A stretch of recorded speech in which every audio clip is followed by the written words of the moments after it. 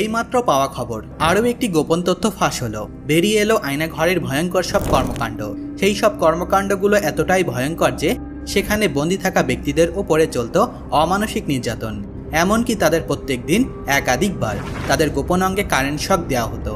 এমনকি একবেলা খাবার দেওয়া হলেও দেওয়া হতো না পানি। পানির অভাবে বন্দীরা নিজেদের মূত্র পান করত। এমনকি নির্যাতনের এক পর্যায়ে যে বন্দীদের চোখ, কিডনি, লিভার তাদের দেহ থেকে খুলে নেওয়া হতো। আর এগুলো বিদেশে রপ্তানি করে প্রচুর টাকা আয় করত শেখ হাসিনার ছত্রছায়ায় থাকা ডিজিএফআই। এমনকি আয়নাঘরের আসল ঠিকানা এবার ফাঁস করে দিল সেখান থেকে মুক্তি পাওয়া এক ভাই, যে সেখানে কারা কারা এখনো বন্দী রয়েছে। তাহলে চলুন সেই আয়নাঘর থেকে মুক্তি পাওয়া সেই ভাইয়ের মুখ থেকেই শুনে আসি ভয়ঙ্কর সব নির্যাতনের কথা। এখানে যারা আসে তারা আর ফেরত যায় না, সারা শুধু অর্ডার দেয়, যা কিছু করি আমরা করি। বলছে শরীরটা দেখতেছেন না, 6 ফিট শরীর, উনি অনেক লম্বা, যে শরীরটা এই শরীর অনুযায়ী পিটাই, জামা কাপড় খুল, আমরা তুই তো শুটিং করস ক্যামেরার সামনে, আজকে তোর আমরা আরেকটা শুটিং করবো, একদম ল্যাংটা শুটিং করবো, চিন্তা করিস না, আমাদের নায়িকার ব্যবস্থাও আছে, তুইও ল্যাংটা থাকবি, তোর নায়িকাও ল্যাংটা থাকবে। একজন নিয়ে আসছে শক, যেটা ইলেকট্রিক শক, 2টা ইলেকট্রিক শক নিয়ে আমার চুলের উপর দিয়ে আওয়াজ হচ্ছে, ইলেকট্রিক শক ঠাস ঠাস করে আওয়াজ হচ্ছে। কতজনকে তারা মারছে এবং গুম করছে সেই বিবরণ আমাকে দিচ্ছিল। আমি রেবে যখন ছিলাম আমি চেয়েছিলাম যে আমি রিটায়ারমেন্টে যাব, তো প্রধানমন্ত্রী তো আমার ছাড়তেছে না, তোর প্রধানমন্ত্রী আমার এই না ডিজিএফআইতে ঢোকাইল, এটা ওনার মুখের কথা। সবার একটা ধারণা যে ডিজিএফআই এর মেইন হেডকোয়ার্টারটা হচ্ছে যে 14 তলা বিল্ডিংটা গ্লাসের, ওইটা কি মনে করছে যে আয়নাঘর। হঠাৎ করে ফেব্রুয়ারির 4 তারিখ আমার কাছে প্রথম ফোনটা আসে বিভিন্ন নাম্বার থেকে। প্রথমে ওনাদের হেডকোয়ার্টারের নাম্বার থেকে আমাকে ফোন দেয়, তারপরে যখন ওইটা না ধরি তখন ওনাদের সেলফোন নাম্বার থেকে আমাকে ফোন দেওয়া হয়। আমি সেটাও ধরি না, কারণ এত ফোন আমার কখনো আমার ফোনে আসে না। 7 তারিখে শুধুমাত্র একটা দিনই মনে আমাকে ফোন করা হয় নাই। তো আমি তখন বলতেছি দেখো এগুলা ফাইজলামি করছে, আমরা ডিসকাস করছিলাম আর কি, যে আমি আমার ওয়াইফ যে এগুলো কোনো স্ক্যাম মনে হয়, স্ক্যাম কোনো একটা বাজে উদ্দেশ্য নিয়ে ফোন দিচ্ছে, এরকম কিছু একটা। এই তো আজকে তো ফোন দিল না। 7 তারিখ ফোন দেয় নাই, 8 তারিখ থেকে আবার ফোন দেওয়া শুরু। 8 তারিখে ফোন দিল, আবার 9 তারিখে গ্যাপ, 9 তারিখে ফোন দেয় নাই, 10 তারিখ থেকে আবার ফোন। 12 তারিখে আমার ওয়াইফকে ফোন দেওয়া হলো, ফোন দিয়ে আমার ওয়াইফকে নানান রকমের, প্রথমে তো থ্রেট দেয় নাই, প্রথমে ভাবি আসসালামু আলাইকুম, উনি ওনার পরিচয় দিয়েছে, আমার নাম নওফেল। আমার ওয়াইফ জানতে চাচ্ছে আপনার নাম বলেন, আপনার নাম বলছেন না কেন, আপনি ফোন দিয়েছেন, আপনার পরিচয় তো বলবেন আগে, আপনি পরিচয় ছাড়া আপনি কিসের কি। তবে বলছে যে আমার নাম নওফেল, এরকম বললো। বলার পরে আপনার হাজবেন্ড তো বিভিন্ন অপরাধমূলক কাজের সাথে, রাষ্ট্রদ্রোহী কাজের সাথে সম্পৃক্ত, আপনি আপনার হাজবেন্ডকে একটু কালকে পাঠান আমাদের অফিসে। আমার ওয়াইফ বলতেছে যে কেন আমার হাজবেন্ড ওখানে যাবে কেন, আপনার পরিচয় কি। আমার ওয়াইফ বলছে আপনি সেটা আগে বলেন, দরকার আপনি আমার বাসায় আসেন, কি বলতে চান সামনাসামনি কথা বলি। আর যদি সেটাও যদি না পারেন, আপনি তো পুরুষ মানুষ, আপনি রেস্টুরেন্টে বসেন, কালকে কোথাও বসি আমরা, সেখানে কথা বলি। তো অবশ্যই বসবো আমরা, হাজব্যান্ডকে একটু পাঠান, আমরা ওনার সাথে একটু কথা বলবো, অনেক দাওয়াত খাওয়া যাবে, অনেক কিছু করা যাবে। তো এইভাবে করলো। তারপর বলতেছে যে ভাবি একটু রাখেন, আমার স্যার আমাকে ডাকছে, আমি আপনাকে আবার 5 মিনিট পরে ফোন দিচ্ছি, এই বলে ফোনটা রেখে দিল। তো মানে ফোন রাখার আগে বলতেছে যে আপনি কিন্তু 5 মিনিট পরে ফোন দিবেন, আমার ওয়াইফ বলছে, আমি আপনার কলের জন্য ওয়েট করছি। তো জি ভাবি আমি কল দিচ্ছি। তারপর 5 মিনিট পরে আবার কল দিচ্ছে। তো আমার মনে হলো যে ওনাদের আশেপাশে অনেক মানুষজন, হয়তো বা আমার কল রেকর্ড হচ্ছে বা এরকম কিছু একটা, বা আমি কোনো একটা স্ক্যামের মধ্যে ফেসে যাচ্ছি, এরকম কিছু একটা। আবার ফোন দিল, তো যে ভাবি ভালোভাবেই বলছি, ভদ্রভাবেই বলছি, আপনি কালকে আসে এই আপনার হাজব্যান্ডকে পাঠান, আমরা বেশিক্ষণ সময় নিব না, 10 মিনিট কথা বলবো, আপনি তো এই এলাকাতেই পড়াশোনা করেছেন, এখানে স্কুলে পড়েছেন, আদমজিতে কলেজে পড়েছেন, মানে ওর ব্যাপারে অনেক ইনফরমেশন জানে। বলে যে ঠিক আছে, আপনি, আমার ওয়াইফ তখন বিরক্ত হয়ে ফোনটা রেখে দিছে। তো এইভাবে গেল। 13 তারিখে তখন থেকে আমাদের মধ্যে কেমন একটা সিচুয়েশনটা কেমন খারাপ হচ্ছে আর কি, আস্তে আস্তে বাসার সিচুয়েশনটা। তো 13 তারিখে হঠাৎ করে, তখন পর্যন্ত আমরা আমাদের অন্যান্য ফ্যামিলি মেম্বার থেকে ব্যাপারগুলো জানাইনি। 13 তারিখে আমি ঈশান নামাজ পড়ে বাসায় ঢুকলাম, বাসা ভর্তি মানুষ। আমার খালা দেখি কথা বলছে আমার মামার সাথে। তো মামা, ওই যে বললাম যে লেফটেন্যান্ট কর্নেল আমার মামা, উনি অবসরে গিয়েছেন, তো উনি তখন বাংলাদেশে ছিলেন না, উনি ব্যাংককে ছিলেন। তো খালা আমাকে বলতেছে যে রানা তোমার মামা তো ফোন দিছে, তোমার সাথে কি ব্যাপার নিয়ে যেন কথা বলবে, একটু কথা বলো তো। তারপর আমি পাশের রুমে গেলাম, পাশের রুমে গিয়ে মামার সাথে কথা বলছি। মামা আমাকে বলতেছে যে তুই এই নামে কাউকে চিনোস, এই যে একজন লেফটেন্যান্ট কর্নেল আমাকে ফোন দিয়েছে। আমি বললাম যে কে, আমি তো চিনি না। যে আমাকে ফোন দিচ্ছে, তোকে যাইতে বলতেছে। তো আমি জিজ্ঞেস করলাম যে কি রিজন। তো বললো যে স্যার আপনাকে বলা যাবে না, আমরা তো যে কোনো কারণেই মানুষকে ডাকতে পারি, আপনি তো আমাদের প্রসিডিওর জানেনই, যে কোনো কাজে আমরা ডাকতে পারি। তো আমাকে এইভাবে বলছে, আমাকে খুব রিকোয়েস্ট করে বলছে। আবার এটাও বলছে আমাদের আর 2 দিন আছে আমাদের শিফটটা, যদি আমাকে মানে আমার কাছে আসে, মানে উনি যদি আসেন তাহলে ভালো হবে, যদি এই কাজটা যদি অন্য কেউ নেয়, মানে অন্য শিফট কারো কাছে যদি পড়ে, তাহলে তখন এটা স্যার আমাদের হাতে আর থাকবে না, আমার মামাকে এটা বলছে আর কি। মানে আমাদের কাছে উনি আছেন, খুব উনি সেফ থাকবেন, বাট অন্য কেউ যদি এই কেসটা হ্যান্ডেল করে তাহলে আমরা বলতে পারছি না সেটা কি হবে। তো এটা কাইন্ড অফ একটা থ্রেড, মামাকে একটা থ্রেড দিল। তারপরে মামা আমাকে বললো যে ভাগ্নে একটা কাজ কর, ওরা তো রাষ্ট্রীয় প্রতিরক্ষা গোয়েন্দা সংস্থা, ওনারা অনেক কারণেই ডাকতে পারে, কোনো কিছুর ব্যাপারে যদি জিজ্ঞাসাবাদ করতে চায়, ওনারা তো ল অ্যান্ড এনফোর্সমেন্ট এজেন্সি একমাত্র পিএম মেনটেন করে, ওনাদের কোনো আইন আদালতের কোনো বিষয় নাই, একদম সরাসরি শেখ হাসিনা এটা মেনটেন করে। সো ওনারা যদি ডাকে কোনো কারণে আমরা যেতে বাধ্য, এটা আমার মামা বলতেছে, তুই যা, সমস্যা নাই। উনি বলছে আমার সাথে ফোনে লাইনে থাকবে, বললো যে 10 মিনিটের বেশি রাখবে না, তুই নাস্তা করবি, চা খাবি, কথা বলবি, আমার সাথে ওনার লাইনে থাকবে। ঠিক আছে, রাতটা খুব বাজে গেল আমাদের ফ্যামিলির মধ্যে। তখনই জানলো যে এরকম কেউ আমাদেরকে প্রায় লাস্ট 15 দিন ধরে ডিস্টার্ব করছে, ফোন দিচ্ছে, ব্ল্যাঙ্ক কল আসতেছে বিভিন্নভাবে। আমরা আজকে 15 দিন ধরে খুব মানে ডিস্টার্ব, ফ্যামিলি মেম্বাররা তখনই জানলো। তারপরে বাসায় একটা খুব বাজে একটা অবস্থা। তো মামা আবার বলে দিল, মামারই একজন মামার সাথে কাজ করে, আগে আর্মিতেই উনি ছিলেন। মামা বললো যে তুমি যাবা ওর সাথে, মানে তুমি থাকলে ওর একটু ভালো লাগবে, সমস্যা নাই। ওই আঙ্কেলকে, যে আঙ্কেল আমার সাথে যাবেন, সে আঙ্কেল আবার দেখলাম যে আমার খালাকে ফোন দিচ্ছে বারবার, ফোন দিয়ে বলতেছে যে ওনাদের স্যাররা আমাদের সাথে কন্ট্যাক্ট করতেছে, ওইখান থেকে ডিজিএফআর এর স্যাররা কন্ট্যাক্ট করতেছে, ওনারা হচ্ছে মানে কর্নেল, ব্রিগেডিয়ার জেনারেল টাইপের আর কি। ওই পোস্টের লোকজন আমাদেরকে যোগাযোগ করছে, ওনাদের একটা পছন্দ আছে, একটা মানে ওনাদের একটা ডিমান্ড আছে। ডিমান্ডটা কি? ওনারা একটু লেটেস্ট আইফোনটা চাচ্ছে, যদি এটা দিয়ে দেয় ওরা আর যেতে হবে না, মানে আমাকে আর যেতে হবে না কালকে সকালে। তো ওনার ছেলে মেয়েরা পছন্দ করে আইফোন লেটেস্ট। তো আমার বাসায় তখন আমার ওয়াইফের জন্য আমি 15 Pro Max, যেটা লেটেস্ট যেটা আইফোন, ওইটা কিনলাম ওর জন্য, ওকে গিফট করবো। ওইটা আমার ওয়াইফ তখন শুনলো, তো বলছে আমার কোনো দরকার নাই, আমার ফোন দিয়ে দাও, কোনো সমস্যা নাই, তোমার যাওয়ার দরকার নেই, ফোন দিয়ে ঝামেলা বিদায় করবো, টাকা পয়সা লাগবে, টাকা পয়সা লাগলে টাকা পয়সা দিয়ে দাও, এভাবে বলতেছে আমার ওয়াইফ। সকাল হলো, সকালে আমি ফজর নামাজ পড়লাম, তাহাজ্জুদ পড়লাম, 6টার দিকে বের হলাম আমি, আমার ওয়াইফের সাথে, আমার ওয়াইফের ফ্রেন্ড আছে সাথে, মিরপুরে নামলাম। মিরপুরে আমার এক খালা থাকে, ওনার বাসায় গেলাম। ওনার বাসায় ওই যে আঙ্কেল আমাকে নিয়ে যাবে, ওই আঙ্কেল বললো যে বাসায় যত মানুষজন আছে সবার সিমগুলো খুলে ফেলো, সবার সিমগুলো খুলে ফেলো, কোনো অ্যান্ড্রয়েড ফোন, কোনো বড় আইফোন থাকতে পারবে না, কোনো ডিভাইসওয়ালা ফোন থাকবে না, সবার সিমগুলো খুলে ফেলো। তো আমরা জিজ্ঞেস করছি কেন? তো যে মামা বেশি কথা বললেন না আপনারা, এটা নির্দেশনা আছে, এটা নাকি নির্দেশনা আছে যে আমাদের ফোন ট্র্যাক হচ্ছে, আমাদের গতিবিধি লক্ষ্য করছে, আমরা কি করছি না করছি সবকিছু। তো বলে যে আপনারা একটা করেন, 7-8টা ফোন কিনেন, নর্মাল ফোন, নোকিয়া যে ফোনগুলো 1200 থেকে 2000 টাকা দামের। তো আমরা 9টার মধ্যে 10টার মধ্যে তো দোকান খুলে ফেলে, এরকম 8-9টা ফোন আমরা কিনছি। তো সবাইকে দিয়ে দেওয়া হলো। এমন একটা আতঙ্কের মধ্যে রাখা হয়েছে যে তারা ফোন অন করতে পারবে না। ফোন অন করলে খবর আছে আমাদের, মানে আমাদের এরকম একটা বাজে একটা ইয়ে আছে যে ফোন অন করলে সবার খারাপ কিছু হবে। 7:35, 7টা 7:30 মধ্যে আমরা এখানে দাঁড়িয়ে আছি। একদম সিরাজ খালেদা মেমোরিয়াল হসপিটালটার পাশেই হচ্ছে টেস নামে একটা ডিপার্টমেন্টাল স্টোর আছে আর্মিতে। টেসটার সাথেই একটা পুরাতন গেট এবং 2 তলা একটা পুরাতন বাড়ি, একদম সাথে লাগানো পুরাতন পোস্ট অফিস, হাতের বাম পাশে, সামনে হচ্ছে সিএমএইচ, একটু গিয়ে সামনে সিএমএইচ। তো 7:30 থেকে ওখানে ওয়েট করছি। 8টার সময় যখন আমি ঢুকবো তখন অলরেডি দেখলাম যে ওনাদের যে খাতা থাকে, লিস্ট করে, নাম লিস্ট করে, যেখানে ওইখানে আমার নাম লেখা, রানা এন্ট্রি, মানে আমি এন্ট্রি করবো, এই টাইমে আমার এন্ট্রি। আমি গিয়ে সাইন করলাম। যখন ঢুকলাম তখন এয়ারপোর্টের মতো স্ক্যান করা হলো, যখন ইমিগ্রেশন ঢুকি না, যখন সিকিউরিটি চেক-ইনে আমরা যাই, পুরো স্ক্যান করা হলো। আমার ওয়ালেট ফোন টোন যা আছে ওনারা রেখে দিল, ওই আঙ্কেলও সবকিছু রেখে দিল, রেখে ওনাকে যে রিসিপশন রুমটা ছিল ওইখানে বসায় রাখলো, আমাকে শুধু ঢুকতে দিল, বলে যে আপনি না, কিন্তু কথা ছিল উনিও সাথে যাবে, 10 মিনিট মামা ফোনে লাইনে থাকবে, ওই আঙ্কেলের সামনে আমাকে যা জিজ্ঞাসাবাদ করবে, তারপর আমাকে ছেড়ে দিবে। ওই আঙ্কেলকে বললো যে আপনি না, শুধু উনি যাবে। তা আমার ফোন টোন ওরা সিজ করে সব রেখে দিল। স্ক্যান করে যখন ঢুকলাম আমি, তখন দেখলাম যে 60-70s এরকম একটা পুরাতন বাড়ি, 2 তলার বাড়ি, মানে আমি যতটুকু আমার তাকানোর মধ্যে প্যান করতে পারছি আমি দেখতে পারছি। তারপর নিচে দেখলাম অনেকগুলা পুরাতন মডেলের পাজেরো গাড়ি, নর্মাল গাড়িগুলো ছিল, একটু পুরাতন মডেলের, নতুন কোনো গাড়ি পেলাম না। 2 তলা একটা বাড়ি, এর ভিতরেই ওনাদের যে মেইন আয়না। আমার কাছে যেটা মনে হয়েছে যে 14 তলা যে কচু ক্ষেতের যে হেডকোয়ার্টারটা, এটা আমার কাছে মনে হচ্ছে সেটা ওনাদের অফিসারদের একটা অফিস, মানে যেখানে ওনারা অফিস করে, ওইখানেও থাকতে পারে, ওইটার ব্যাপারে আমি জানি না, ওইখানেও আয়নাঘর থাকতে পারে। আমার কাছে যেটা মনে হয়েছে এটাই হচ্ছে ওদের মেইন। তারপরে গিয়ে আমি একটা রুমে বসলাম, রুমটার মধ্যে 2টা সোফা, একটা সামনে 2 জন বসার মতো, পিছনে 2 জন বসার মতো, 2 পাশে 2টা সিসিটিভি ক্যামেরা, একটা জানালা আছে। তখন আমি ওয়াশরুমের জায়গাটা, সামনে একটা ওয়াশরুমের ইয়ে আছে, তো ওইটা তখন আমি জানি না। আমি গিয়ে বসলাম, নর্মালি বসে আর্মিদের বিভিন্ন ম্যাগাজিনগুলো আমি পড়ছি, বই টই ছিল শেলফের মধ্যে, নিয়ে আমি একটা ম্যাগাজিন পড়ছি। ভাবে হাফ এন আওয়ার চলে গেল। হাফ এন আওয়ার চলে যাওয়ার পরে ওনাদের একটা অফিসার আসছে, একদম সুটেড বুটেড, টাই পরা, ব্ল্যাক স্যুট, এসে আমার সামনে বসে আমাকে জিজ্ঞেস করছে, রানা ভাইয়া না? ও আচ্ছা আচ্ছা। উনি আমাকে পা থেকে মাথা পর্যন্ত দেখছে, আমিও ওনাকে দেখলাম। ওনাকে আমি জিজ্ঞেস করলাম যে স্যার আপনি কি আমাকে কল করেছিলেন? বলছে সেটা আপনার জানার দরকার না কে কল। তা আমি বললাম যে আপনি কি মেজর মাহবুব? তো বললো যে কথা বলার দরকার নাই, স্যার যা বলার স্যার এসে বলবে। তারপর উনি কিছুক্ষণ বসেছিল, বসে আমার বিভিন্ন ক্রস কোয়েশনিং করছে। করিডোরে উনি বের হয়ে গেল। বের হয়ে যাওয়ার পরে এর 15-20 মিনিট পরে আমি তখন অলরেডি বসে একদম নর্মাল, একদম নির্ভার নিশ্চিন্তে আমি, কারণ আমি জানি যে ওনারা আসলে 10 মিনিট কথা বলবে আমার সাথে, তারপর তো আমি বাসায় চলে আসবো।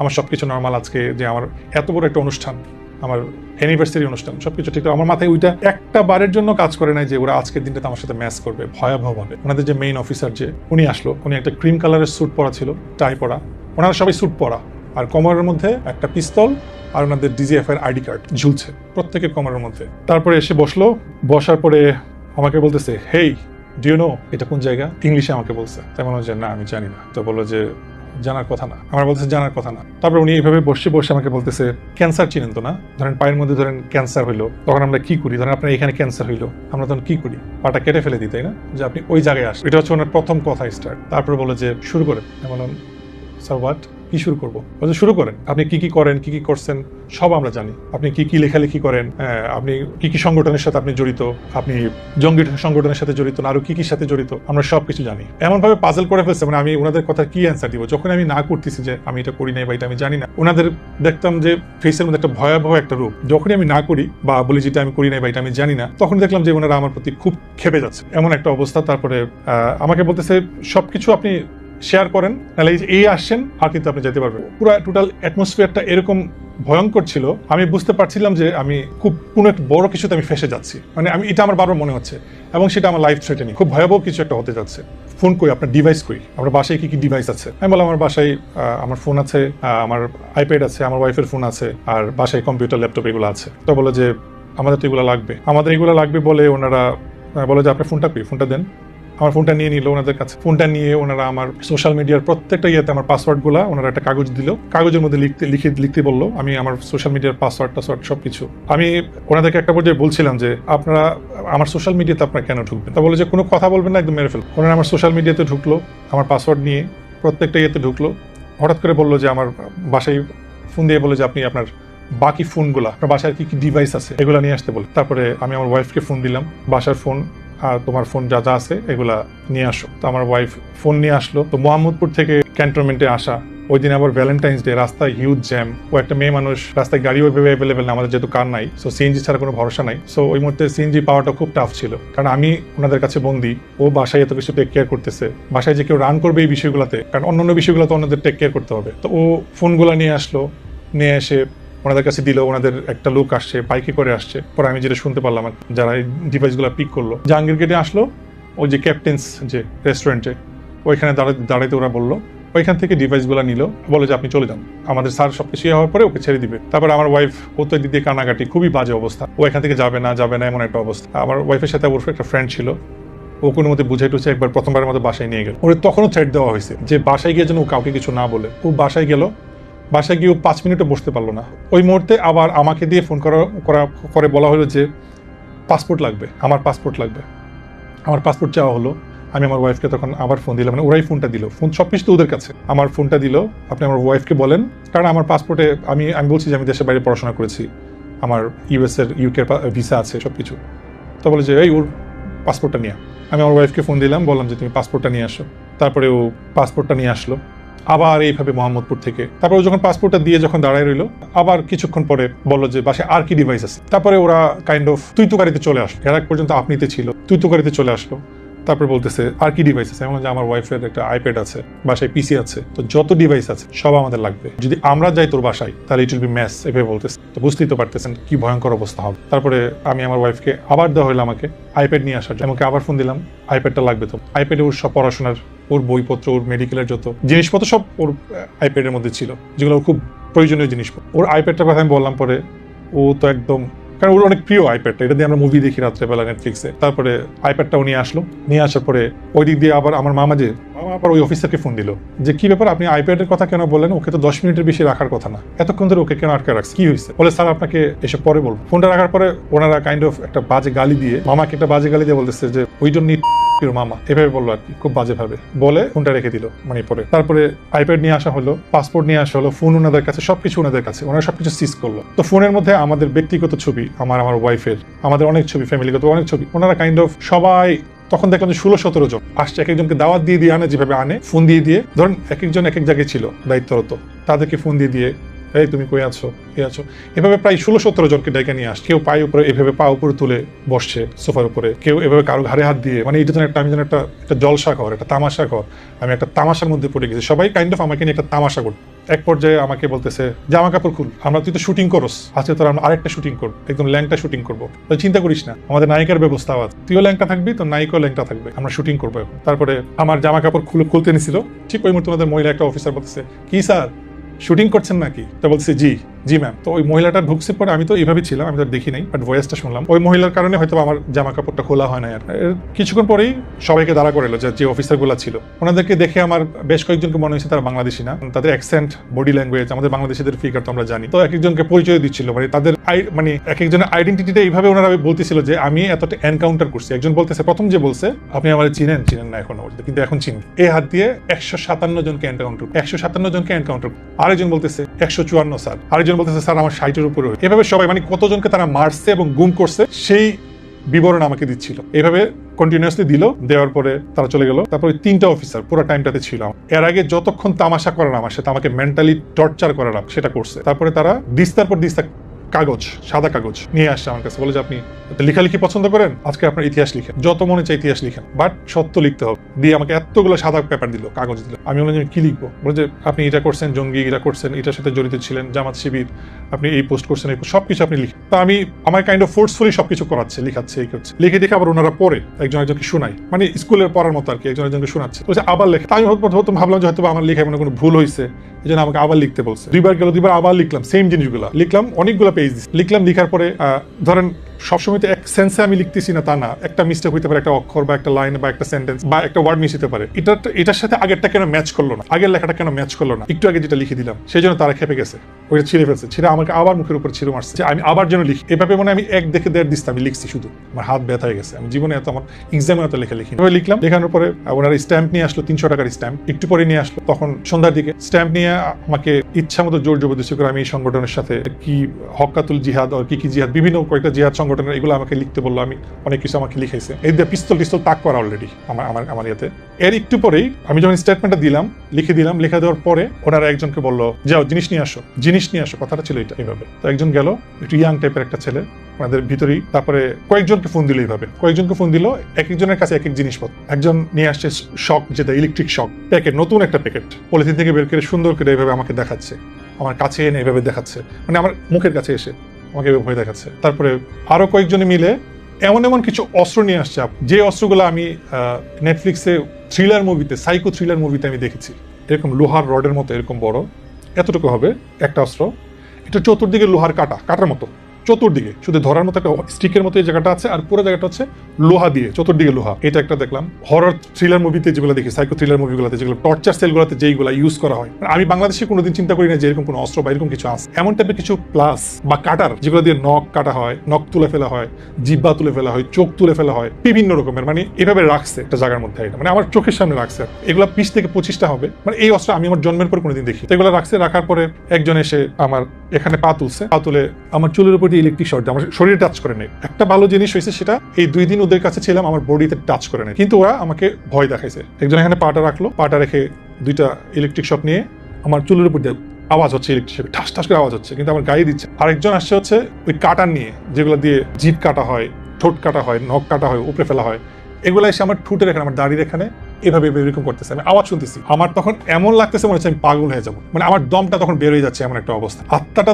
ধুকধুক করতেছে, এরকম একটা সিচুয়েশন যে আমি মনে এখনই মারা যাবো। ওরা মানে কিছু একটা ম্যাচ করবে আমার সাথে, খুব বাজে কিছু করবে। এইভাবে চললো প্রায় 30 থেকে 40 মিনিটস, এভাবে চললো, কিন্তু আমার গায়ে ওরা টাচ করতেছে। তারপর একটা জম টুপি ছিল, কালো জম টুপি, যেগুলো ফাঁসিতে ইউজ করা, আমাকে বলতেছে জম টুপিটা পরাও মাথায়। একজন আসছে আমার জম টুপি পরাইতে, আরেকজন বলতেছে হাতে হাত করা লাগে। তারপরে একজন এসে আমার হাতে হাত করা লাগাই ফেললো। জীবনের প্রথমবারের মতো আমার হাত করা আমি দেখলাম সামনে, আমি লাইভ দেখছি হাত করাটা পরাইলো। আরেকজন জম টুপিটা পরাইতে যাচ্ছিল। তবে আমি যতটুকু বুঝতে পারছিলাম, মানে পরে আমি বাসায় এসে এত মাস, এই 6 মাস আমি চিন্তা করছি, পরে একটা ভিজুয়াল করছি যে বিষয়গুলো মানে এরকম হতে পারে। তো জম টুপিটা পরাইতে গিয়েও আমাকে আর পরায় নাই, হাতে হ্যান্ডকাফ লাগানো ছিল, হ্যান্ডকাফটা 2 মিনিটের মতো রাখছে, তারপর খুলে ফেলছে। এগুলা ওরা আবার ওই জায়গাটা রেখে দিচ্ছে, মানে ওরা আমাকে বলছে যে সোফা থেকে উঠ, দাঁড়া, আমাকে দেয়ালে পর্যন্ত লাগাই ফেলছে, আমাকে আমার বডি ধাক্কা দিয়ে এভাবে। ওরা আমাকে মারে নাই, কিন্তু আমাকে বুকে ধাক্কা দিছে, আমি দেয়ালে গিয়ে এভাবে লাগছে। তারপরে এভাবে তুলছে, অনেক দূর গায়ে আঘাত করে নাই, অনেকবার তুলছে। এটার জন্য আমি ওদের কাছে, আমি মানে কি বলবো, কাইন্ড অফ কৃতজ্ঞ। আমাকে একবার বলতেছে একজন যে আপনাকে বিভিন্ন কেসে ফাঁসানো হবে, আপনাকে আজকে এই ধরনের একটা কেসে আসছেন, আপনি আপনাকে আরেকটা কেসে নিয়ে যাওয়া হবে। বলছে এগুলো আমরা রেগুলার করে বিভিন্ন নামে বেনামে বিভিন্নভাবে ওনাদের, ইভেন আমি এটাও বুঝতে পারছি যখন আমাকে বললো যে আমাকে ড্রেসলেস করা হবে, ল্যাংটা করতে বলছে, যে ক্যামেরা দিয়ে শুট করবে, বলছে নায়িকার অভাব নেই আমাদের কাছে, নায়িকা আপনার সাথে আমরা লাইভ করবো, আপনার সাথে যা কিছু এগুলো রেকর্ড হবে। তো আমি যতটুকু বুঝলাম ওনাদের সব রকমের তাদের প্রিপারেশন থাকে এবং আছে, এবং ওই জায়গাটাতে কত হাজার মানুষ, হাজার না হোক কয়েকটা সেল আছে, এটা আমি নিশ্চিত, কারণ ওনারা আমাকে বলছে যে এটা হচ্ছে আপনার প্রথম ধাপ, আমাদের এরকম 12-13টা আরো ধাপ, এবং সেটা ভয়ঙ্কর, একটার থেকে একটা ভয়ঙ্কর, এগুলোর দিয়ে মধ্যে দিয়ে আপনার যেতে হবে। এই করে অনেক কিছু বলে উঠলে আমার নানান রকমের ভয়ভীতি দেখায় তারা কিছুক্ষণের জন্য চলে যায়। তারপরে এদিক দিয়ে আমি বলতেছি আমার ওয়াইফের সাথে আমি কথা বলবো, আমাকে একটু ফোনটা দেন, আমার শাশুড়ির সাথে আমি কথা বলবো, ফোনটা দেন, ওনারা আমাকে দিচ্ছে না। 9:30টার দিকে উনি আসছে, মানে ওনাদের যে মেইন বস। তো ওই টাইমে আমি সন্ধ্যায় যখন আমাকে সবাই করতেছে, যারা করতেছে, যে বললাম 16-17 জন ছিল, ওই মনে হলো আমার যে অনেকে এখানে বাঙালি না, ওনাদের অ্যাকসেন্ট, কথাবার্তা, মোচ আছে এরকম বড়, কেমন টাইপের তাকানো, বডি টডি কিরকম টাইপের, এরকম টাইপের লোকজন ছিল। তো আমার যেটা মনে হলো যে বড় বড় ক্রাইম গুলো যেগুলো করে, গুম করা বা মেরে ফেলা, এগুলো তাদেরকে দিয়ে করানো হয়, এটা আমার কাছে মনে হয়েছে। তারপরে হচ্ছে ওনারা চলে গেলে 9:30টার দিকে আসছে আমার কাছে, এসে আমাকে বললো যে আপনি তো অনেক ভালো গান করেন, আমার বলতে অনেক ভালো গান করেন, আজকে আমরা এখানে কনসার্ট করবো। আচ্ছা এটা কাজ করেন তো, আপনারা যদি এখন ছাড়ি, আপনি আপনার অনুষ্ঠানে অ্যাটেন্ড করলেন, রাত বাজে 9:30, অলরেডি আমার বাসায় সব গেস্ট, বাসায় খাবার আসছে কিনা, কারণ আমার ফোন তো বন্ধ করে দিচ্ছে, খাবারের লোককে অলরেডি বলে দিছিলাম যে আপনি মাগরিবের নামাজ পড়েই চলে যাবেন বাসায়, সবকিছু নিয়ে, সবাই সবার মতো করে। বাসার কি অবস্থা আমি কিচ্ছু জানি না, কি হচ্ছে আমাকে বলতেছে, কাইন্ড আমার সাথে টিটকারি করতেছে, মস্করা করতেছে, বলে যে 9:30 বাজে তো এখন অনেক টাইম আছে, এই টাইমে তো ঢাকা শহরে সবাই পার্টি টাটি করে, আপনি এখন যদি যেতে দিয়ে আপনি আবার 2টার দিকে আবার আসেন, ওইটা অ্যাটেন্ড করলেন, আমাদের তো অ্যাটেন্ড করলেন, আমার সাথে কাইন্ড অফ ফাইজলামি করতেছে ওনারা। তো বলতেছে যে আপনি যান, 2টায় আবার আসেন। একটু পরে দেখি যখন যেটা বলে, একটু পরে ওনারা আবার সেই কথাটাকে আবার চেঞ্জ করে, মানে আমার সাথে কাইন্ড অফ খেলতেছে ওনারা। আমি এইভাবে বলছি, আমি তখন হঠাৎ করে কেমন যেন একটা অলৌকিক শক্তি আমার মধ্যে আসছে, যে আমার এত স্পেশাল একটা প্রোগ্রাম, যেখানে আমার ওয়াইফ এত আশা নিয়ে এতগুলো মাস আমরা শপিং করলাম ইন্ডিয়াতে গিয়ে, এত আশা পরিবারের প্রত্যেকটা মানুষের, যে সারাটা দিন নষ্ট করে দিল, পরে স্পয়েল হয়ে গেল, ড্যামেজ হয়েছে সারাটা, সেখানে উনি আমার সাথে 9:30টার সময় বলছে যে না আমি যাবো না। আমি বলছি স্যার আমার যা ক্ষতি হওয়ার তো ক্ষতি হয়ে গেছে, আমার পুরো প্রোগ্রামটাতে আয়োজনে 5 থেকে 6 লাখ টাকা আমার খরচ হয়েছে, পুরো প্রোগ্রামটা শেষ। ওনারা আমার বলতেছে রাত 2টার সময় আবার আসেন আপনারা, আমাদের গাড়ির ব্যবস্থা আছে। তো আমি বললাম যে যা ক্ষতি হওয়ার স্যার আমার ক্ষতি হয়ে গেছে। আমার আবার বলতেছে আপনি কি জবাব দিবেন বাসায় গিয়ে বলেন তো, ওনাদেরকে কি বলবেন, গেস্টদেরকে আপনি কি বলবেন, কেন আসছেন এখানে? তো বলছে আমরাই বুদ্ধি শিখাই দিব আপনাকে। যে কি বুদ্ধি? আমাকে বলতেছে আপনি একটা বলবেন যে আপনার পাসপোর্ট এমআরপি পাসপোর্ট, তো মানে মেশিন এখন কি পাসপোর্ট, এটা এমআরপি পাসপোর্ট, বলবেন যে আপনার এমআরপি পাসপোর্টের কিছু সমস্যা ছিল, এই জন্য মানে ওরা আমার বিভিন্ন রকমের বুদ্ধি শিখাচ্ছি, আমি বাসায় গিয়ে আমার ফ্যামিলি মেম্বারদেরকে আমি বলবো। এইভাবে সময় তো যাচ্ছিল, ঘন্টার পর ঘন্টা যাচ্ছিল। রাত 3টা বাজলো, 3:30 বাজলো, যখন ফজরের আজান দিল, তখন আমাকে বলতেছে যে আপনি নামাজ কালাম পড়েন, তো নামাজ পড়ে নেন, দোয়া করে নেন। যে 2জন আমাকে পাহারা দিচ্ছিল তারা বলতেছে স্যার কিন্তু বাসায় যেতে পারে না আপনার জন্য, সকালে কি হবে আপনার, এটা আমরা কি কল্পনা করতে পারি না। তো স্যার কিন্তু আজকে আপনার জন্যই সারা রাত, ইভেন আমরা কেউই ঘুমাইতে পারিনি, কেউ যেতে পারিনি। ওনাদের যে বস ছিলেন, যে লেফটেন্যান্ট কর্নেল যে ছিলেন, উনি আমাকে বলছে যে সকালে আমাকে ছেড়ে দিবে, রাতে আমাকে ছাড়ে নাই, আমার নেয়া যত ডিভাইস যতগুলো নিছে ওনারা এগুলো ওনাদের হেডকোয়ার্টারে পাঠাইছে, ওইখান থেকে ওনারা যদি গ্রিন সিগন্যাল পায় তাহলে আমাকে সবকিছু দিয়ে ছেড়ে দিবে আর কি। আমার কোনো জঙ্গি তৎপরতা আছে কিনা, আমি জামাতের সাথে শিবিরের সাথে সম্পৃক্ত আছে কিনা, আর আমি খুব প্রতিবাদমূলক বিভিন্ন রকমের পোস্ট দিতাম ফেসবুকে। তো গত বছর তো আল্লামা দেলোয়ার হোসেন সাইদি মারা গিয়েছেন, ওনাকে নিয়ে তো সারা বাংলাদেশে সারা পৃথিবীর মানুষ পোস্ট দিয়েছেন। আমি ওনার একনিষ্ঠ একজন ভক্ত, ওনার ওয়াজ শুনতে যেতাম ছোটবেলা থেকেই, আমার ফ্যামিলিও ভক্ত ছিল। তো সেই ফিলিংসটা থেকে আমি ওনাকে নিয়ে একটা পোস্ট দিয়েছি, ওনারা এটাও কোট করেছে, মেনশন করে। তারপর হচ্ছে আমি মাদ্রাসায় পড়েছি, আমি মাদ্রাসা থেকে দাখিল পাস করেছি, ওই ব্যাকগ্রাউন্ডটা ওনারা জানে। তার মানে আমি জঙ্গি সংগঠনের সাথে, বাসায় ওনারা তল্লাশি চালাবে, আমাকে বলছে যে এখনো সময় আছে, বাসায় আর কি ডিভাইস আছে ডিভাইসগুলা আমাদেরকে দিয়ে দেন, যদি আমরা সার্চ করে কিছু পাই ইট উইল বি ম্যাস, ভয়ঙ্কর কিছু হবে, এটা আমরা ওই পর্যন্ত যেতে চাই। তারপর সকাল যখন হলো, সকাল হওয়ার পরে উনি ঘুম থেকে উঠলো, মানে ন্যাপ থেকে উঠলো, উঠে আমাকে বলতেছে স্যার আপনার তো আমার সাথে ব্রেকফাস্ট করার কথা, তারপর আমার বাসায় যাওয়ার, তারপর উনি চলে গেল। এটা হচ্ছে 15 ফেব্রুয়ারি 2024। তো সকাল থেকে নিয়ে আমি ওই সোফাটাতে যেখানে এসে আমি প্রথম বসছি, ওইখানে এসে বসছি, নতুন আরেকজন অফিসার আসছে, আর্মিদের হেয়ার কাট যেরকম থাকে, ক্যাজুয়াল টি শার্ট পরা, একটা জিন্স পরা, উনি জিজ্ঞেস করতেছে কোথায় পড়াশোনা করছেন, আমার ব্যাপারে জিজ্ঞেস করছে, আমি অ্যান্সার দিচ্ছি। তারপর ফোন টিপছে, আমি আবার ওনাকে জিজ্ঞেস করছি এই যে সারা রাত এখানে আপনারা ডিউটি করেন, আপনাদের আসলে এক্সাক্ট টাইমটা কোন টাইমে আপনারা অফিস করেন? বলছে আমাদের কোনো টাইম নাই, আমরা ঘুমাইও না। তারপর সকালে ব্রেকফাস্ট নিয়ে আসলো, 14 তারিখের ব্রেকফাস্ট ছিল একদম ওরস্ট, মানে এমন ওরস্ট, আমাকে একটা স্যান্ডউইচ দিয়েছে, পচা স্যান্ডউইচ, মানে মুখে নেওয়ার সাথে সাথে 2 দিক দিয়ে এটা বের হয়ে গেল, মানে খুব বাজে লাগছে স্মেলটা, আমার কাছে ভালো লাগে নাই। 15 তারিখ সকালবেলা আমাকে 2টা পরোটা দিল, ডাল ভাজি দিল, এটা দিয়ে বলে যে আপনি নাস্তা করেন। আমি বললাম যে আমি কিছু খাবো না। তো বলে যে সবকিছু কিন্তু কাউন্ট করা হয়, আপনি খাবেন না কেন, আপনার জন্য আনা হয়েছে, বাধ্য হয়ে আপনি খাইতে হবে, এরকম একটা ব্যাপার। রাত্রেবেলা আমাকে ওনাদের যে মেসে রান্না হয়, আর্মিদের যে স্টাফ যে মেসে রান্না হয়, মানে খুবই মানে খাওয়ার মতো অবস্থা না আসলে, আমার ভালো লাগেনি আসলে। আমাকে দেওয়া হয়েছে মানে কাইন্ড অফ জোর করে আমাকে খাওয়ানো হয়েছে, ভাত খাওয়ানো হয়েছে। আর হচ্ছে আইডেন্টিফাই করার জন্য ওদের ওই যে পানির বোতল দেয়, লেখা আছে সেনা কল্যাণ সংস্থা, সেনা বা এরকম কিছু একটা, মাম পানিও আছে আবার এরকম দেখলাম। তো এটা ছিল। তো 15 তারিখের কথা বলছি। 15 তারিখে সকাল থেকে নাস্তার পরে 2জন লোক 3জন লোক সারাক্ষণই আমার রুমে ছিল। মানে তারা হচ্ছে যে যারা ওনাদের অ্যাসিস্ট্যান্ট বিভিন্ন কাজগুলো করে, মানে নিম্ন পর্যায়ের পোস্ট আর কি তাদের, তারা আমাকে মানে গার্ড দিচ্ছিল আর কি। অফিসাররা ওই দিন থেকে সকাল থেকে আমার সাথে আর কোনো কমিউনিকেশন নাই, ওনারা আর আসতেছে না। 14 তারিখে তো আমার সাথে যা ভয়াবহ কিছু করছে, আমাকে ভয়ভীতি দেখাইছে, মেন্টালি টর্চার যাকে বলে। তো একজন গার্ডের সাথে আমার গল্প হচ্ছে, উনি বলছে আমার বাড়ি কোথায়, বললাম যে ব্রাহ্মণবাড়িয়া। ও আচ্ছা আচ্ছা ব্রাহ্মণবাড়িয়া, আমার তো এখানে ট্রেনিং ছিল, আমি 3 মাস শীতের সময় ট্রেনিং করেছি উইন্টারে। উনি ওনার গল্প করতেছে, আখড়াতে উনি ছিল, বিভিন্ন রকমের গল্প করতেছে। মানে আমার সাথে ভালো বিহেভ মানে ওই দুইটা মানুষই করছে। একজন যে ছিল একটু মিডিয়াম এজ, মিডল এজ, উনিও আমাকে বলছে এই জায়গাটা খুবই খারাপ। মানে উনিও আমাকে কাইন্ড অফ অবস্থাটা বোঝাচ্ছে যে এই জায়গাটাতে কি হয়। উনি আমাকে এমন কিছু ইনফরমেশন দিয়ে দেয় যেটা এখন আমি শুনতে পাচ্ছি চতুর্দিকে, যে আসলে কতটা ব্রুটাল ওয়ে, কত কি করে আর কি মানুষের সাথে, এবং আয়না ঘরে আসলে এক্সাক্ট। ওনারা তখন বলছে যে এখানে যারা আসে তারা আর ফেরত যায় না, আপনি কি জন্য আসছেন সেটা জানি না। তো বলছে যে আল্লাহ আল্লাহ করেন, যদি ভাগ্য ভালো হয় তাও 9 দিন 7 দিন বা 1 মাস মানে আমি ব্যাক করার আর কি, মানে বাসায় যেতে পারবো, আর নাইলে আর ব্যাক করবেন না।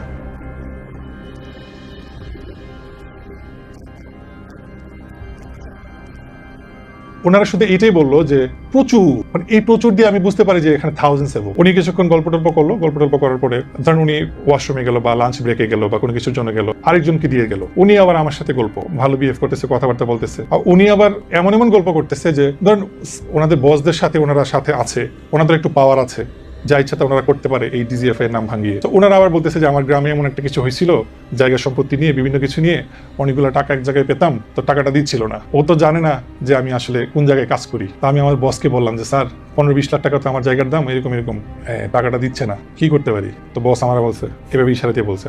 তো বলছে এরপরের দিন আমি বাড়িতে গেলাম, বাড়িতে উনি বলতেছে বাড়িতে গেলাম, একটা রান্দা নিলাম, বলে একটা রান্দা নিলাম, বলে যে আমরাই তো গভর্নমেন্ট, সরকার তো আমরাই, আর ডিজিএফআই তো জানে না কি জিনিস, এখানে কথা বলবে শুধুমাত্র, এছাড়া আর এখানে কোনো কথা বলার কিছু নেই, কোনো আইন আদালত নাই। তো গেলাম, বাড়িতে গেলাম, স্যারে তো পারমিশন দিয়ে দিস। তো যে ভাই ওনারা পাইছি কুইজে সেটাকে, যে আমার টাকাটি মারছে বা সম্পত্তি যে যার কাছে এতদিন ধরে আছে। তো বলতেছে আমি আর কিছু বললাম না, গিয়ে কতক্ষণ কুপাইলাম, 20 থেকে 25 মিনিট। আমি কি বলতেছে লোকটা বয়স্ক ছিল, বাবার বয়সী, মায়া লাগছে, কিন্তু কি আর করা, কুপাইছি 20-25 মিনিট কুপাইছি। তারপর স্যারের ফোন দিয়েছি, স্যার বলতেছে যে চলে, বলছে টাকাও নিছি, হেরে মারছিও, টাকাও পাইছি, এইভাবে আমাকে শোনাইতেছে। তো বলছে স্যারের মাথাটা আজকে নষ্ট আছে, দেখা হচ্ছে আপনার জন্য ঘুমাইতে পারে না সারা রাত। তার কিন্তু 2 তালাতে কিন্তু খুব চিল্লাচিল্লি করতেছে আমাদের সাথে। স্যার যখন একটু পরে আসবে খুব কেয়ারফুলি আনসার দিয়েন, সাবধানে কথাবার্তা বললেন, নাহলে কি হবে আপনি তো বুঝতেই পারতেছেন। বলতেছে যে স্যাররা শুধু অর্ডার দেয়, যা কিছু করি আমরা করি। বলছে শরীরটা দেখতেছেন না, 6 ফিট শরীর, উনি অনেক লম্বা, যে শরীরটা এই শরীর অনুযায়ী পিটাই। তারপর বলতেছে যে এটা তো আপনার একটা মানে এটা হলো আপনার অভ্যর্থনা কক্ষ। আমরা বলতেছে এটা এখানে এমন এমন রুম আছে, যে রুম আপনি দেখলে আপনি নিজেই সেন্সলেস হয়ে যাবেন। মানে আমাকে এমন ভাবে উনি কথা বলতেছে, এবং এটা শুধু গল্প না, খুশ গল্প না, এটা আসলেই আছে। তো ওই দিক দিয়ে যে আমাদের বাসার লোকজনের সাথে তারা কমিউনিকেশন করে, টাকা পয়সার লেনদেন করতেছে, এটা তো আমরা জানি না, আমি জানি না। ওই মুহূর্তে আমি বাসায় সেগুলো শুনছি। তো ওই সকাল থেকে ওই স্যার যারা 14 তারিখে যে 3জন ছিল অফিসার ছিল, তাদের চেহারা আর আমি দেখি না। ওই সারাদিন চলে গেছে, কারণ ওই সারাদিন তারা আমার ফ্যামিলির সাথে ডিল করছে, কত লাখ টাকা দিলে আমাকে ছাড়বে। সারাদিন কোনো কমিউনিকেশন নাই, আমার সামনে আসে না, একটু একটু আসে, আইসে একটা বলতেছে যে ল্যাপটপটা এখানে আছে, আপনি ধরেন নাই তো, আমার বলতেছে পাশে একটা ল্যাপটপ রাখা ছিল ওনাদেরই, যেটা দিয়ে আমার ফেসবুক টিসবুক দেখছে, আমার অ্যাক্টিভিটি দেখছে, আপনি ভালো গানও করেন, আপনি তো অনেক মিউজিক ভিডিও আছে, এভাবে বলতেছে। হ্যাঁ বলছে ধরেন নাই তো, আমি তো রাতে ছিলাম না এখানে। নেবার আমি ধরি না, কেন ধরবো? আমি ল্যাপটপটা নিয়ে ওনাকে আমি মানে আরেকজন যে অফিসার ছিল তাকে আমি ওই মূর্তি দেখছি, তারপর সে চলে গেল। ওনার চেহারা দেখি না আমি মোটামুটি বিকেল পর্যন্ত, আর ওনাদের কার্ড দেখি, কারণ ওনারা তখন আমার ফ্যামিলির সাথে ডিলিং বেস্ট। আমার ফ্যামিলির লোকজনকে বলতেছে এই ব্যাংকে যান, এই ব্যাংকে এত টাকা দেন, আমাদের বসকে এত টাকা দিতে হবে, আমাদের স্যারকে এত টাকা দিতে হবে, অন্য এলে মানবে না। তারপর কি করছে, আমার যে ওয়ালেট সব নিয়ে গেছে, আমার ডেবিট কার্ড, আমার ক্রেডিট কার্ড, এভরিথিং তারা নিয়ে নিছে। নিয়ে কোন কোন ব্যাংকে আমার কত টাকা আছে, কত লাখ টাকা আছে, আমার ভিজিটিং কার্ড দেখে দেখে বলতেছে আপনি আর কি কি কাজের সাথে জড়িত আছেন বলেন। মানে এই বিষয়গুলো ওনারা জানতেছে যে আমার ব্যাংক ব্যালেন্সটা কতটা হেলদি। আমার সবকিছু নিয়ে চলে গেল, ডেবিট কার্ড, আমার ক্রেডিট কার্ড, ক্যাশ টাকা ছিল কিছু, এগুলো ওনাদের কাছেই। আমার 4টা আইফোন, যেটা আমার ওয়াইফকে আমি ইউনিভার্সিটি গিফট করার জন্য এনেছিলাম আমি ইউএস থেকে, সেই ফোনটা পর্যন্ত তারা তাদের কাছে নিয়ে নিল। তারপরে এভাবে সকাল চলে গেল, দুপুর সন্ধ্যা হয়ে গেল। সন্ধ্যায় ওনারা একটুখানে আসছে, এসে আবার আমার সাথে বসে বসে সিগারেট খাচ্ছে, খুশ গল্প করতেছে। এদিক দিয়ে আমার ফ্যামিলি মেম্বারদের সাথে ওনাদের কথা হয়েছে। আমার মামাও ওনাকে অনেকবার ফোন দিয়েছে, কথা বলেছে যে কখন ছাড়বেন, কি অবস্থা। তো স্যার কিছু নর্মাল কোয়েশ্চেন ছিল তো স্যার ছেড়ে দিব, আসছে ঠিক আছে, মানে মামাকে ওনারা তুচ্ছতা ছিল করতেছে এরকম একটা ব্যাপার। 14 তারিখে তো খুব বাজে বিহেভ করছে, মামার ফোনও ধরে নাই, রেসপন্সও করে নাই অনেকভাবে, কারণ মামা একজন আর্মি অফিসার, তারা এরকম তাদের কিন্তু মানে কোর্সমেটই ধরতে গেলে একসাথে। আমার ফ্যামিলির সাথে তারা লিটারালি একটা গেম খেলছে। বাসায় যে মহিলা মানুষগুলো ছিল, আমার ওয়াইফ, আমার খালা, অন্যান্যরা যারা আত্মীয় স্বজনরা যারা ছিল, তাদেরকে দৌড়ায় বারবার ক্যান্টনমেন্টে নিয়ে আসছে, এই মোবাইল দাও একবার, একটু পরে পাসপোর্ট দাও, একটু পরে আইপ্যাড দাও, পুরাটা টাইম তারা 14 তারিখে দৌড়াইছে। ওনাদের ডিমান্ড ছিল এটা তো আমি বাসায় এসে শুনছি। প্রথম যখন 1 লাখ ম্যানেজ করে দিছে, প্রথম 2 লাখ দিছে, 2 লাখ দেওয়ার পরে বলতেছে যে আচ্ছা ঠিক আছে আমরা একটু করে ছেড়ে দিব। তারপর বলতেছে যে আমি তখন একটা নাম শুনলাম জিয়াউল নামে বা জিয়া নামে এরকম কারো নাম, যে আমাদের ওই স্যারকে দিতে হবে 1 লাখ। তারপরে মানে টোটাল 3 লাখ হয়েছে। তা আমাদের বাসার যারই যতটুকু যা ছিল, আমার খালার একটু গোল্ড ছিল, আমার ওয়াইফের যা ছিল সব বিক্রি করে ফেলছে, আমার শাশুড়িরও কিছু গোল্ড ছিল আমার ওয়াইফের কাছে, ওইগুলো টুগুলো সহকারে 3 লাখ টাকা দিল আর কি কচুক্ষেত থেকে। এবং ওনাদের লোক আসছে, ক্যাশ টাকা দিল, মাস পরে আসে টাকাটা পিক করছে, তারপরে চলে গেছে। 15 তারিখে আমাকে ওরা তেমন কিছুই বলে নাই, মানে ওনারা সব টাকা পয়সা সবকিছু ওনাদের মতো করে পেলো, আমার ফোনগুলা পেলো, তারপরে হচ্ছে পাসপোর্ট ওনাদের কাছে, আমার পাসপোর্টটা নিয়ে নিল বাসা থেকে এনে। তারপরে আমাকে 1:45-2টার দিকে আমাকে ছাড়লো, আমার ওয়াইফ এসে আমাকে নিয়ে গেছে আর কি। 14 তারিখে পুরো টাইমে ওনাদের এখানে ছিলাম। আমাকে বলা হয়েছে যে ওইখান থেকে যখন আমাকে ছাড়লো, আমাকে বললো যে আমার ওয়াইফ ফ্যামিলিকে বললো যে এখানে যা কিছু হয়েছে 2টা দিন 2টা রাত যা কিছু হয়েছে, আমি যেন একটা 2 অক্ষর শব্দ যেন আমি বাইরে কোথাও এক্সপোজ না করি বা কাউকে না শেয়ার করি। আমাকে এইভাবে বলা হয়েছে, যদি বলা হয়, শুধু ওনারা এইভাবে বলতেছিল, এইভাবে দেখাচ্ছিল যে আমাকে মেরে ফেলবে। যখন আমাকে ছেড়ে দেয় আমাকেও বলছে এই কথাগুলো, এবং আমার ওয়াইফকেও বলছে যেন বাইরে গিয়ে এসব কিছু না বলি। ফেব্রুয়ারির পর 14 তারিখের পর আজকে 6টা মাস এই গভর্নমেন্ট চেঞ্জ হওয়ার পরে, কারণ আমাকে, আমার ওয়াইফকে, আমার ফ্যামিলিকে বলা হয়েছে যে আমরা নজরদারিতে আছি। আমার পাসপোর্ট ওরা 5.5 মাস, আমি গত মাসের 27 তারিখে আমার পাসপোর্ট পেয়েছি আমার হাতে। সেটা আমার মামাকে ফোন দিয়া, আমার মামাকে, মানে যেই মামা, আমার যে লেফটেন্যান্ট কর্নেল, আমার যে মামা, ওনাকে পর্যন্ত এই 5.5 মাস বিভিন্নভাবে হ্যারাস করা হয়েছে। ওনাকে অফিসে যেতে বলে, আজকে দিয়ে দিবে, ফোন দিয়ে দিবে, আজকে ফেসবুকের এটা দিয়ে দিবে, আজকে পাসপোর্ট দিয়ে দিবে, এই করে করে মামাকে কম হলে 20 থেকে 40 বার মামা গেছে। যাওয়ার পরে বলে যে আজকে তো সান নাই, আজকে পারতেছি না, আমাদের আরো ইনভেস্টিগেশন বাকি, এই বাকি সেই বাকি। এই লোকটাকে এত হ্যারাস করা হয়েছে, মামা পর্যন্ত বিরক্ত হয়ে গেছে শেষ পর্যন্ত। মামা অনেকটা রাগও হয়েছে আমাদের প্রতি, মানে ওনারা তো কাজ আছে, ওনারা তো উনি বিজি, ওনার ফ্যামিলি আছে, মানে ব্যাপারটা মামাই ডিল করতেছিল, মানে আমাদের কারোর সাথে আর কোনো যোগাযোগ করে না, আমার ওয়াইফের সাথে না। আমার ওয়াইফ বলছে যেদিন আমাকে ছেড়ে দেয় রাতের বেলা, আমার ওয়াইফ বলছে যে কোনো কিছু যাই হোক না কেন, আমি ওর ওয়াইফ হিসেবে তো এটা আশা করতে পারি যে কোনো যদি আপনারা ইচ্ছা করেন যে কল দেওয়ার জন্য, প্রথম কলটা আমার কাছেই আসবে। আমার ওয়াইফ এটা বলে আসছে, তো ওনারা বলছে যে হ্যাঁ আপনাকে কল দেবো, কিন্তু আমার ওয়াইফকে কোনো কল দেওয়া হয় নাই। কথাগুলো বলতো আমার মামার সাথে বলে দিলে মামাকে বারবার নেওয়া হতো, এই করতো সেই করতো, কিন্তু কোনো কিছু দিত না। তাদের কাছে আমার এখন 4টা ফোন আছে, আমার প্রায় 1 লাখের মতো ফলোয়ার, সেই ফলোয়ারের ফেসবুক আইডি আছে, পেজ আছে। তারা এই 6 মাস ধরে এটা আটকে রাখছে, তাদেরকে চাওয়া হয়েছে, তারা দিবে না, দেয় নাই, কোনো রেসপন্স করে নাই। বাংলাদেশের মানুষ কিন্তু শুধু পুলিশ পর্যন্তই জানে যে কোনো কিছু হইলে, ক্রাইম হইলে মানুষ পুলিশের কাছে যাবে, আর সর্বোচ্চটা জানে কি, ডিবি, ডিটেকটিভ ব্রাঞ্চ। কিন্তু আরো যে কিছু আছে, মানে আরো যে কিছু সংস্থা আছে যারা পুরো বাংলাদেশকে চালায়, এটা সাধারণ মানুষ বুঝে না। কিন্তু আমি এটা আজকে বলতেছি, পুলিশ হচ্ছে একটা আই ওয়াশ, চোর তাদেরকে ধরার জন্য পুলিশ, সর্বোচ্চ ডিবি যেগুলো হচ্ছে নর্মাল যে ইনভেস্টিগেশনগুলো করে। কিন্তু সারা বাংলাদেশের আপনি ইন্টারনেট বলেন, ইনফরমেশন বলেন, মানে তথ্য ভিত্তিক যত যা কিছু আছে, মানুষকে ফাঁসানো, এমপি বানানো, মন্ত্রী বানানো, চেয়ারম্যান বানানো, মেম্বার বানানো, এই সব কিছু করে ডিজিএফ, এভরিথিং। মানুষ এটা জানেই না, মানুষ শুধুমাত্র ওই যে পুলিশ পর্যন্ত আর ডিবি পর্যন্তই জানে।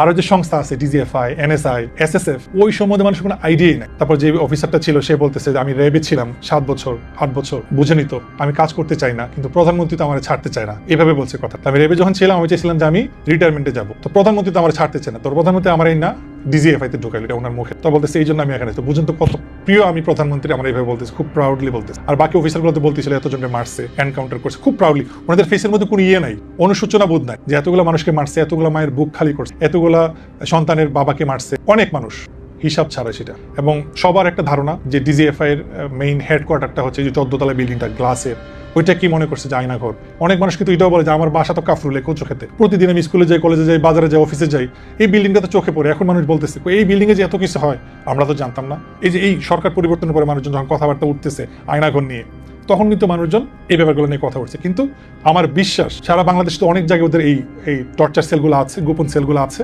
কিন্তু অন্যতম হচ্ছে এটা যেটা আমি ছিলাম, আমার যেটা মনে হয়েছে, কারণ এটা পুরাতন বাড়ি, এইটা যদি কেউ ফাইন্ড আউট করতে পারে, আমি অনেক হিউম্যান রাইটস অর্গানাইজেশন কাজ করতেছে, আমি অলরেডি জানি, আমি তাদেরকে বিনীতভাবে অনুরোধ করতে চাই যে আপনারা প্লিজ এই জায়গাটাতে একটু দেখুন, ওই যে ওইটা ভুলে যান, 14 তলা বিল্ডিং, আয়নাঘর, কচু ক্ষেত, ওইটা ভুলে যান। আপনারা ওইটা জায়গাটায় যান, সিরাজ খালেদা মেমোরিয়াল হসপিটালের পাশে সামনেই এর সাথের যে বিল্ডিংটা, পুরাতন বিল্ডিংটা, 2 তলা একটা বাড়ি, ওইখানে যান। ওইখানে গেলে আপনারা অনেকগুলা টর্চার সেল পাবেন এবং তাদের সবকিছু পাবেন, যত অস্ত্র আছে সবকিছু এখানে পাবেন। এবং ওইখানে যে কতগুলো গোপন আস্থানা আছে, অনেক আছে, এটা আমি বলতে পারি। এবং অনেক মানুষ এখনো বন্দী, তাদের এক্স্যাক্টলি অনেক অনেক লোকেশন আছে তাদের এই বন্দিশালা, যা এখনো পর্যন্ত পাবলিশ হচ্ছে। কিছু কিছু মাত্র অফিসারকে হয়তো বা চেক করা হয়েছে, তাদের চাকরি থেকে বরখাস্ত করা হয়েছে, কিন্তু তাদের সাথে যে আনুষঙ্গিক অন্যান্যরা যারা ছিল, যারা সম্পন্ন করছে, তাদেরকে পর্যন্ত ধরা উচিত, তাদেরকে পর্যন্ত জিজ্ঞাসাবাদে আনা উচিত। এবং আমি এই জিনিসটাও দেখছি, আমাকে যখন ওরা ছেড়ে দেয়, ছেড়ে দেওয়ার 20 মিনিট আগে আমি তখন ঈশান নামাজ পড়লাম। ঈশান নামাজ পড়ে তখন আরেকটা কেসের জন্য ওরা প্রিপারেশন নিচ্ছে। আমি সোফাতে বসা, আমি অলরেডি সোফাতে বসা, তখন 2 জন লোককে ডাকা হই। এই ও কই, নামটা আমি শুনি, হিন্দু নামটা আমি শুনি নাই। তখন ওই অফিসারগুলোই বসা, 5-6 জন ছিল, ডেকে আনছে।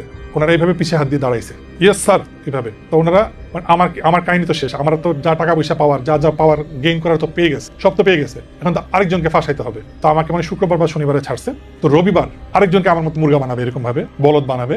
তো সেই প্ল্যানটা তারা করতেছিল, আনছে 2 জন। তাদের এত বড় মোচ, ইয়া মুটা, তারা বাংলাদেশি না, আমি কসম করে বলতে পারি তারা বাংলাদেশ। 2 জনকে আনছে, বলতেছে যে ফোন করা হয়েছে এখান থেকে, সে ঢাকার বাইরে। আমি যতটুকু তাদের কথা শুনে বুঝতে পারছি সেই লোকটা ঢাকার বাইরের, নিশ্চয়ই প্রভাবশালী কেউ বা এরকম কেউ, হোয়াট এভার। ওনারা এমন ভাবে বলছে যে আমরা প্রাইম মিনিস্টারকে ছাড়া কাউকে করার টাইম নাই আমাদের, শুধু এক্সেপ্ট প্রাইম মিনিস্টার। ওনারা এইভাবে বলছে আমার কাছে। তারপরে ওই 2 জনকে নিয়ে আসলো, এনে বলতেছে, তাই ওনাদেরকে তাকাইছি। তখন আমি কিছুটা রিল্যাক্স, আমি বাসায় তো যাচ্ছি। ওই 2টা লোককে বলতেছে, রবিবারে সকাল 8টায় স্ট্যান্ড বাই থাকবা এখানে। ইয়েস, ওকে। সে বলতে ইয়েস স্যার, আবার ইয়ে করছে, স্যালুট। আরেকজন আসবে, আমি জানি না ওই লোকটার কপালে কি ছিল, ভাই, ওই লোকটা বেঁচে আছে কিনা। এই এন্ট্রিটাও যদি দেখা হয় না, অসংখ্য এরকম রানা থাকে। আমি দেখি যে প্রথম নামটা আমার উপরে ছিল ওই দিনে আমাকে নিয়ে ওনারা টানা হেঁচড়া করবে, ড্রামা করবে। প্রথম নামটা আমার ছিল, রানা। আসবে, টাইম লেখা, 8টায় ঢুকবে। ওই লোকটা যখন পৃষ্ঠাগুলো উল্টা ছিল, অসংখ্য এত বড় খাতাটা, মানে হাজিরা খাতা থাকে না, এত বড় হাজিরা খাতাটা, সবগুলাতে কোনোটাতে দেখলাম রেড মার্ক দেওয়া, কোনোটাতে ব্লু মার্ক বা কালো এরকম দেওয়া, এভাবে দেওয়া আর কি। মানে এরা আসছে এখানে, কিন্তু আমার বিশ্বাস বা খুঁজ নেওয়া উচিত তারা আদৌ তাদের বাসায় ফিরে গেছে কিনা, যারা এখানে আসছে। এখন একটা সাহস আসছে যে আমি কথা বলতে পারছি, আমি চিন্তা করতে পারি না যে এই বিষয়গুলো নিয়ে আমি কোনোদিন কথা বলবো। তাই আমার বিশ্বাস, আমার ইচ্ছা যে আমার এই বিষয়গুলো অন্যদের মতো দেখা হবে। শুনলেন তো কতটা ভয়ঙ্কর কর্মকাণ্ড হতো আয়না ঘরের ভেতরে, কতটা মানসিক অমানসিক নির্যাতন করা হতো বন্দীদের। যারাই বা শেখ হাসিনা এবং তার সরকারের বিরুদ্ধে প্রতিবাদ করত, তাদেরকেই এই আয়না ঘরে নিয়ে এসে নির্যাতন করা হতো, যার উজ্জ্বল দৃষ্টান্ত এই ভাই। আয়না ঘরের কঠোর নির্যাতনের ব্যাপারে আপনার যদি কোনো মন্তব্য থেকে থাকে, তাহলে অবশ্যই কমেন্ট বক্সে কমেন্ট করে জানাতে পারেন।